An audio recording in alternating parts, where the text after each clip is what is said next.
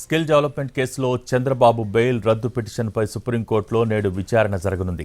Counter దాఖలుకు సమయం కావాలని చంద్రబాబు లాయర్లు కోరటంతో కేసు విచారణను నేటికి వాయిదా వేసింది.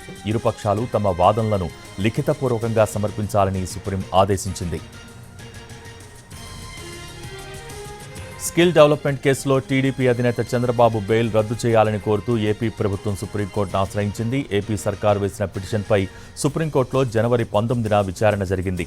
కౌంటర్ దాఖలు చేసేందుకు 4 వారాల గడువు కావాలని చంద్రబాబు తరపు న్యాయవాది హరీష్ సాల్వే కోరారు. ఫిబ్రవరి 9వ తేదీకి విచారణ వాయిదా వేయాలని అభ్యర్థించారు. ఫిబ్రవరి 9న తనకు మరో పని ఉందని ఏపీ ప్రభుత్వ న్యాయవాది కోర్టుకు తెలిపారు. ఫిబ్రవరి 12కు వాయిదా వేయాలని హరీష్ సాల్వే విజ్ఞప్తి చేయడంతో ధర్మాసనం అంగీకరించింది. దీంతో చంద్రబాబు తరపు న్యాయవాది హరీష్ సాల్వే నేడు స్కిల్ డెవలప్మెంట్ కేసులో కౌంటర్ దాఖలు చేయనున్నారు.